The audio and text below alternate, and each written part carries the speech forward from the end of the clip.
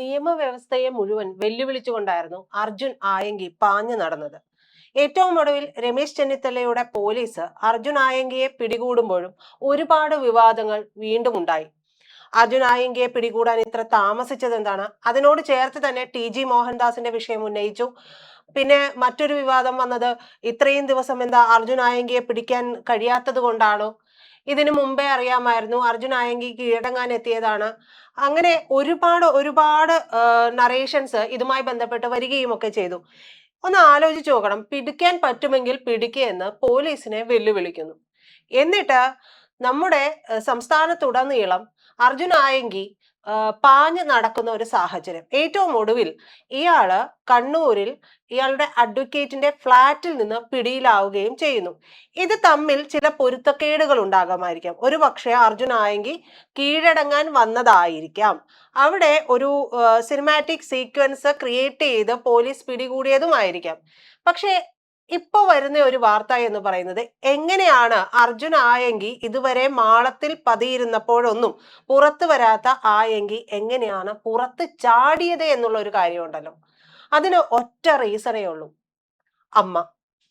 അർജുൻ ആയങ്കിയുടെ അമ്മയെ ആദ്യം പോലീസ് ചോദ്യം ചെയ്യാൻ വിളിപ്പിക്കുന്നുണ്ട്. അതിനുശേഷം ചോദ്യം ചെയ്ത് വിട്ടയച്ചു. രണ്ടാമതും ചോദ്യം ചെയ്യാൻ വിളിപ്പിച്ചു എന്നുള്ളതിലേക്ക് കാര്യങ്ങൾ എത്തുമ്പോഴേക്കുമാണ് അർജുൻ ആയങ്കിയുടെ പിടിവിട്ടതും ആയങ്കി മാളത്തിൽ നിന്ന് പുറത്ത് ചാടിയതും, നമ്മൾ പറയില്ലേ പുകച്ച് പുറത്ത് ചാടിച്ചു എന്ന് പറയുന്ന തരത്തിലേക്ക് കാര്യങ്ങൾ എത്തിയതും. ഏതൊരു ഗുണ്ടയായിക്കോട്ടെ, ക്രിമിനൽ ആയിക്കോട്ടെ, ആരുമായിക്കോട്ടെ, ഇവർക്കൊക്കെ എവിടെയെങ്കിലും ഒരു സോഫ്റ്റ് കോർണർ കാണും. ഈ ഒരു ഭാഗത്തെ തൊട്ട് കഴിഞ്ഞിട്ടുണ്ടെങ്കിൽ പൊള്ളും. അതൊരു സാധാരണ മനുഷ്യനും അങ്ങനെയാണ്. അവർക്ക് ഏറ്റവും പ്രിയപ്പെട്ട ഒന്നുണ്ടാകും, അതിൽ തൊടുമ്പോഴായിരിക്കും അതുവരെയും പൂച്ചയെ പോലെ ഇരുന്ന ആളുകൾ പോലും വല്ലാത്ത ശൗര്യത്തോടു കൂടി പ്രതികരിക്കുന്നത്. കാരണം അതാണ് അവരുടെ ഏറ്റവും അൾട്ടിമേറ്റ് എന്ന് പറയുന്നത്. അവരെ സ്വാധീനിക്കാനും അവരെ ഏത് രീതിയിലേക്ക് കൊണ്ട് നടത്താനും ഒക്കെ കഴിയുന്ന ഒരു വ്യക്തി അല്ലെങ്കിൽ എന്തെങ്കിലും ഒരു കാര്യങ്ങൾ ഒക്കെ ഉണ്ടാകാം. സ്വാഭാവികമായിട്ടും അമ്മ, അച്ഛൻ, അനിയൻ, അനിയത്തി, ചേട്ടൻ, ചേച്ചി എന്നൊക്കെയുള്ള ബന്ധങ്ങളിലേക്ക് വരുമ്പോൾ ഈ നമ്മൾ പറയുന്ന അല്ലെങ്കിൽ നമ്മൾ കാണുന്ന സിനിമാറ്റിക് അല്ലെങ്കിൽ സിനിമയിലൊക്കെയും ഉണ്ടാവും ഇത്തരത്തിലുള്ള ബന്ധവും. ആ ബന്ധത്തിൽ തൊടുമ്പോൾ ഏതൊരു ക്രൂരനും അതിക്രൂരനായി മാറുന്നതും തീർത്തും നമുക്കൊന്നും അംഗീകരിക്കാൻ കഴിയാത്ത രീതിയിൽ പിന്നീട് കൊലപാതകങ്ങളും കാര്യങ്ങളും ഒക്കെ നടത്തുന്നത്. അത്തരത്തിലാണ് അർജുൻ ആയങ്കിക്ക് അമ്മയെ തൊട്ടപ്പോഴുണ്ടായ വിറയൽ എന്നുള്ളതാണ്. അതായത് അടുത്ത നടപടി എന്ന് പറയുന്നത് വീട്ടിൽ കയറി ഒരുപക്ഷെ അമ്മയെ ചോദ്യം ചെയ്യാനുള്ള സാധ്യതയുണ്ട്. അങ്ങനെയെങ്കിൽ അമ്മയുടെ കാര്യങ്ങൾ ഏറ്റവും പ്രശ്നത്തിലാകും. അമ്മയെ തൊട്ടാൽ തനിക്ക് പൊള്ളുന്നുണ്ട് എന്ന് മനസ്സിലാക്കുക കൂടി ചെയ്യുമ്പോഴാണ് ആയങ്കി പുറത്തേക്ക് ചാടുന്നത്. പാർട്ടി ഗ്രാമങ്ങളിലൊന്നും ആയങ്കി ഒട്ടും സുരക്ഷിതനല്ലായിരുന്നു എന്നുള്ളത് കൂടി നമ്മൾ മനസ്സിലാക്കേണ്ടതുണ്ട്. കണ്ണൂരിലെ പാർട്ടി ഗ്രാമങ്ങളിൽ ഒളിച്ചിരിക്കാൻ കഴിയാത്ത പാർട്ടി ഗുണ്ടകളോ അല്ലെങ്കിൽ അവർക്ക് വേണ്ടപ്പെട്ടവരോ ഒന്നും ഇല്ലാതില്ല. അവർക്ക് ഏറ്റവും സ്വസ്ഥമായും ഏറ്റവും സുഖമായിട്ടും ഒളിവിൽ താമസിക്കാൻ കഴിയുന്ന ഇടമാണ്, പാർട്ടി സഖാക്കൾക്ക് ഇടമാണ് കണ്ണൂർ എന്ന് പറയുന്നത്. ചുവപ്പൻ ഗ്രാമങ്ങൾ എന്നൊക്കെ നമ്മൾ പറഞ്ഞാൽ അക്ഷരാർത്ഥത്തിൽ അത്തരത്തിൽ തന്നെയുള്ള പാർട്ടിയുടെ ഭ്രഷ്ട് പോലും കൽപ്പിക്കപ്പെടുന്ന ഒരു ഇടമാണ് കണ്ണൂര്. അവിടെയുള്ള പല മലകളുടെയും കുപ്രസിദ്ധമായിട്ടുള്ള പല മലകളൊക്കെ ഉണ്ട്. അവിടെയൊക്കെയാണ് പല ഗുണ്ടകളെയും ഒക്കെ അല്ലെങ്കിൽ അവർക്ക് വേണ്ടുന്ന കുറ്റവാളികളെയൊക്കെ ഒളിപ്പിക്കുന്ന ഇടം എന്നുള്ള കാര്യങ്ങളും നമ്മൾ കേട്ടിട്ടുണ്ട്. അപ്പോൾ ഇവിടെ ഒന്നും പതുങ്ങിയിരിക്കാൻ കഴിയാത്ത ഒരു സാഹചര്യം കൂടി ആയങ്കിക്ക് ഉണ്ടാവുന്നുണ്ട്. എന്തുകൊണ്ടാണ്? ഈ കഴിഞ്ഞ ദിവസമാണ് പ്രതിപക്ഷ നേതാവായിട്ടുള്ള പിണറായി വിജയൻ പറയുന്നത്, അയാളെ എന്താണെന്ന് വെച്ചാൽ ചെയ്തു കൊള്ളട്ടെ, അയാൾ തെറ്റ് ചെയ്തിട്ടുണ്ടെങ്കിൽ ശിക്ഷിക്കപ്പെടട്ടെ എന്നായിരുന്നു പ്രതിപക്ഷ നേതാവിന്റെ സ്വരം. പ്രതിപക്ഷ നേതാവിന്റെ സ്വരത്തിന് പിന്നാലെ വന്ന മറ്റൊരു കാര്യം എന്ന് പറയുന്നത് പി ജയരാജന്റേതായിട്ടുള്ള പ്രസ്താവനകളാണ്. പി ജയരാജന്റെ പ്രസ്താവനകൾ വരുമ്പോൾ നമുക്കറിയാം PJ ആർമി എന്നത് ഉൾപ്പെടെയുള്ള ഒരുപാട് സോഷ്യൽ മീഡിയ ഹാൻഡിലുകൾ അദ്ദേഹത്തിനുണ്ടായിരുന്നു. അവിടെ ഇവർക്കിടയിൽ ചില വൈര്യം നിലനിന്നിരുന്നു എന്നൊക്കെ പറയുന്നു, സ്ഥിരീകരിക്കേണ്ട കാര്യങ്ങളാണ്. പക്ഷേ ഉൾപാർട്ടികളിൽ നിന്നൊക്കെ പുറത്തു വന്ന വിവരങ്ങൾ അത്തരത്തിലായിരുന്നു. അങ്ങനെ PJ ആർമി അല്ലെങ്കിൽ പി ജയരാജൻ എന്ന് പറയുന്ന നേതാവുമായിട്ടുള്ള അഭിപ്രായ വ്യത്യാസങ്ങൾ കൂടി ഇയാളെ സംരക്ഷിക്കേണ്ടതില്ല എന്നുള്ള നിലപാടിലേക്ക് വരുന്ന സാഹചര്യം വരുന്നുണ്ട്. പി ജയരാജനുമായി ബന്ധപ്പെട്ട് ഉയർന്നു കേട്ട ഒരു പേരായിരുന്നു ഈ പറയുന്ന ആകാശ് തില്ലങ്കേരി. ആകാശ് തില്ലങ്കേരി നടത്തിയിട്ടുള്ള വലിയ വലിയ വെല്ലുവിളികളുണ്ട്. പക്ഷെ ആകാശ് തില്ലങ്കേരി എവിടെ? എന്ത് ചെയ്യുന്നു? ഇതൊന്നും ആർക്കും അറിയില്ല. എന്തായാലും അർജുൻ ആയങ്കിയെ ഇത്തരത്തിൽ വെല്ലുവിളിച്ചതിനെ തുടർന്ന് രമേശ് ചെന്നിത്തലയുടെ പോലീസ് തൂക്കിയെടുത്ത് അകത്തിടുമ്പോൾ ഇയാൾക്കെതിരെയുള്ള കേസുകൾ ഉണ്ടോ എന്നൊക്കെ ചോദിക്കുന്ന ഒരു വിഭാഗമുണ്ട്. ഒരുപക്ഷെ ആരോപണങ്ങൾ ഉണ്ടാകാം, പരാതികൾ ഉണ്ടാകാം, അന്വേഷിച്ച് കുറ്റം തെളിയിക്കപ്പെടേണ്ടതാണ്. എങ്കിലും ഇയാൾ നടത്തിയിട്ടുള്ള ഇത്തരത്തിലുള്ള വെല്ലുവിളികൾ എന്ന് പറയുന്നത് ഒരിക്കലും ഒരു സാധാരണ മനുഷ്യന് നേരെ നിന്ന് പറയാൻ കഴിയാത്തതാണ്. ഫേസ്ബുക്കിലൂടെ ആയിരിക്കാം ഇയാൾ വെല്ലുവിളിച്ചിട്ടുണ്ടാകുക. അതൊരു പോസ്റ്റ് അല്ലേ എന്ന് പോലും നമുക്ക് പറയാൻ കഴിയില്ല. കാരണം നിയമ സംവിധാനത്തെ ഇത്ര ശക്തമായിട്ട് വെല്ലുവിളിക്കണം, അവരെ ചോദ്യം ചെയ്യുന്ന തരത്തിലേക്ക് പോസ്റ്റ് ഇടണം എന്നുണ്ടെങ്കിൽ ഇയാൾക്ക് പിന്നിൽ ശക്തമായി നിൽക്കുന്ന ഒരാളുണ്ട്, അല്ലെങ്കിൽ ഒരു സംഘടന ഉണ്ടാകാം. ഇതെല്ലാം ഉറപ്പിക്കാവുന്ന കാര്യമാണ്. നമുക്കറിയാം ഇയാളെ പിടികൂടിയിട്ടുണ്ടെങ്കിൽ എങ്ങനെയാണ് കാര്യങ്ങളുടെ ഒരു പോക്കുണ്ടാവുക. കരിപ്പൂർ കേന്ദ്രീകരിച്ച് പടർന്ന് പന്തലിച്ചിട്ടുള്ള സ്വർണ്ണ കള്ളക്കടത്തുകൾ പലപ്പോഴും നമ്മൾ കേട്ടിട്ടുള്ള ഒരു വാർത്തയാണ്. കുറച്ച് നാളുകൾക്ക് മുമ്പ് വരെ സ്വർണ്ണക്കള്ളക്കടത്ത് സംഘങ്ങളുമായി ബന്ധപ്പെട്ടിട്ടുണ്ടായുള്ള അടിപിടിയും ഒരാൾ കടത്തിക്കൊണ്ടുവരുന്ന സ്വർണം ചേസ് ചെയ്ത് പിടിച്ച് കൊണ്ടുപോകുന്ന വാർത്തകളും ഇതുമായി ബന്ധപ്പെട്ട് ഇതുവരെയും തെളിയാത്ത രീതിയിലുള്ള പല പരാതികളും ആക്ഷേപങ്ങളും ആരോപണങ്ങളും ഒക്കെ ഉണ്ടായിട്ടുണ്ട്. അപ്പോൾ ഈ ഒരു കരിപ്പൂർ കേന്ദ്രീകരിച്ച് നടന്നുകൊണ്ടിരുന്ന ഇത്തരത്തിലുള്ള ചില സംഭവങ്ങളുടെ ഒരു പ്രധാന കണ്ണിയാണ് അർജുൻ ആയങ്കി എന്നുള്ളതും പറയാതെ പറയപ്പെടുന്ന ഒരു കാര്യമാണ്. ഈ കാരിയർമാർ കൊണ്ടുവരും. നമുക്കറിയാം പല രാജ്യങ്ങളിൽ നിന്നുമൊക്കെ വിദേശങ്ങളിൽ നിന്ന് സ്വർണ്ണ കള്ളക്കടത്ത് നടത്തുന്ന വാർത്തകൾ നമ്മൾ എല്ലാ ദിവസം എന്നോണം കേൾക്കുന്നതാണല്ലോ.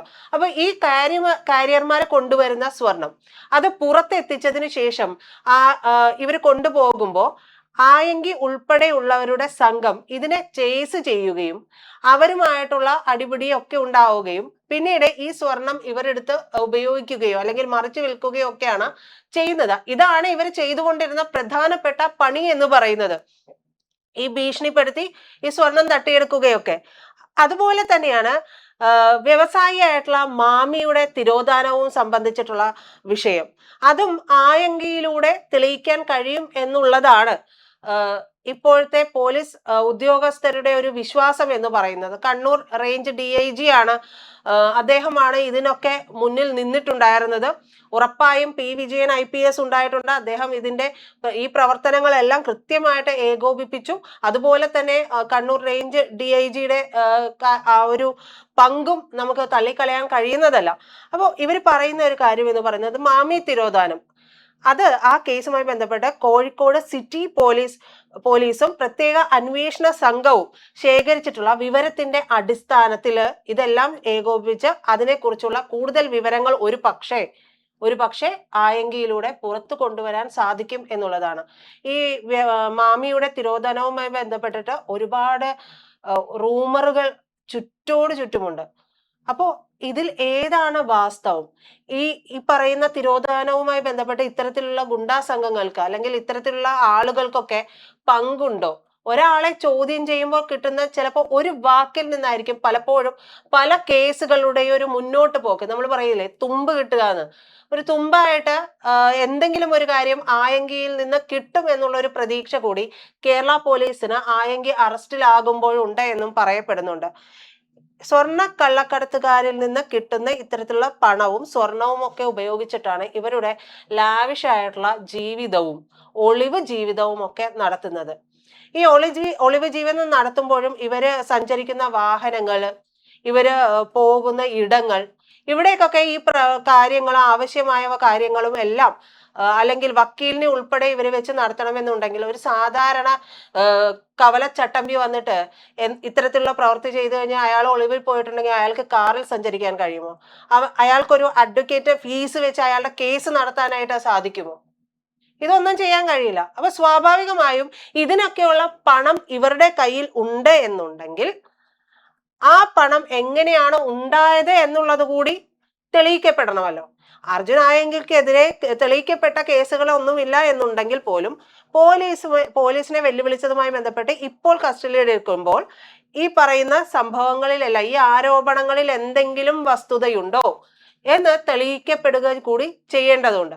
ഇല്ലെങ്കിൽ ഇയാൾ ഇനി അടുത്ത ദിവസം പുറത്തിറങ്ങി പോയി കഴിഞ്ഞിട്ടുണ്ടെങ്കിൽ പോലീസ് മാനത്തോട്ട് നോക്കി നിൽക്കൽ മാത്രമേ ഉണ്ടാവുകയുള്ളൂ. ഇനിയും ഇത്തരത്തിലുള്ള ആരോപണങ്ങൾ ഉയരുകയും ചെയ്യും. ഈ ആരോപണങ്ങൾ ഉയരുമ്പോൾ പോലീസിന്റെ കഴിവുകേടായിട്ട് മാറുകയും ചെയ്യും ഇത്തരത്തിലുള്ള ആളുകൾ പുറത്തേക്ക് പോകുമ്പോൾ ഉണ്ടാവുന്ന ഒരു അവസ്ഥ എന്ന് പറയുന്നത്. ഇപ്പൊ ഇവര് പറയുന്നുണ്ട് പൊൻതൂവലാണ്, സ്വർണത്തൂവലാണ് എന്നൊക്കെ. ഈ പൊൻതൂവലും സ്വർണത്തൂവലും ഈ പറയുന്ന കേസുകളിലൊന്നും യാതൊരു തുമ്പും കിട്ടിയില്ല എന്നുണ്ടെങ്കിൽ, ഇയാള് സുഖമായിട്ട് ജാമ്യത്തിൽ ഇറങ്ങി പോവുകയാണ് എന്നുണ്ടെങ്കിൽ ഒരു തൂവലും ഉണ്ടാവില്ല. ഒരു കാക്കത്തൂവല് പോലും എന്താ പറയാ തലപ്പാവില് ഉണ്ടാകില്ല എന്നുള്ളതാണ്. ഇനി ഇത് കൂടാതെ ബാങ്ക് അക്കൗണ്ട്, ഹവാല ഇടപാടുകളുമായി ബന്ധപ്പെട്ടുള്ള കാര്യങ്ങളൊക്കെ സംബന്ധിച്ച് എൻഫോഴ്സ്മെന്റ് ഡയറക്ടറേറ്റിന്റെ നിരീക്ഷണം കൂടി ഉണ്ടാകുന്നുണ്ട് എന്ന് പറയുന്നുണ്ട്. സ്ഥിരീകരിക്കേണ്ട വിവരമാണ്. ഇത്തരത്തിലുള്ള ഒരു കാര്യം കൂടി നമ്മൾ ആയങ്കിയുടെ അറസ്റ്റുമായി ചേർന്നുള്ള വാർത്തകളൊക്കെ നോക്കുമ്പോൾ പല ഇടങ്ങളിൽ നിന്നായിട്ട് നമുക്ക് ലഭിക്കുന്നുണ്ട്. അപ്പോ കോഴിക്കോട്, മഞ്ചേരി, കണ്ണൂർ കേന്ദ്രീകരിച്ച് പ്രവർത്തിക്കുന്ന 1/2 ഡസനിലേറെ വൻകിട സ്വർണം പൊട്ടിക്കൽ സംഘവുമായി ബന്ധപ്പെട്ടുള്ള വിവരം കൂടി ആയങ്കിയുമായി ബന്ധപ്പെട്ടിട്ട് പുറത്തു വരാനുണ്ട് എന്നാണ് പറയുന്നത്. എന്തായാലും പോലീസ് ചോദ്യം ചെയ്യട്ടെ, നടപടിക്രമങ്ങൾ പൂർത്തീകരിക്കട്ടെ. കൂടുതൽ വിവരങ്ങൾ കിട്ടുകയാണെങ്കിൽ, ഒരുപക്ഷെ കോഴിക്കോടത്തെ വ്യവസായിയായിട്ടുള്ള മാമിയുടെ തിരോധാനവുമായി ബന്ധപ്പെട്ടുള്ള വിഷയം, അദ്ദേഹത്തെ കാണാതായിട്ട് ഏറെ നാളുകളായി. അപ്പോൾ അതിന് ഒരു ഉത്തരം കണ്ടെത്തേണ്ടത് കേരള പോലീസിന്റെ ഏറ്റവും പ്രധാനപ്പെട്ട ഒരു വിഷയമായിട്ട് തന്നെ മാറുകയും ചെയ്തിട്ടുണ്ട്. അതുമായി ബന്ധപ്പെട്ടുള്ള വിവരങ്ങൾ ആയങ്കിയുമായി ബന്ധപ്പെട്ടുണ്ടെങ്കിൽ ആ വിവരങ്ങളും കിട്ടട്ടെ. കൂടുതൽ വിവരങ്ങൾക്കായിട്ട് നമുക്ക് കാത്തിരിക്കാം.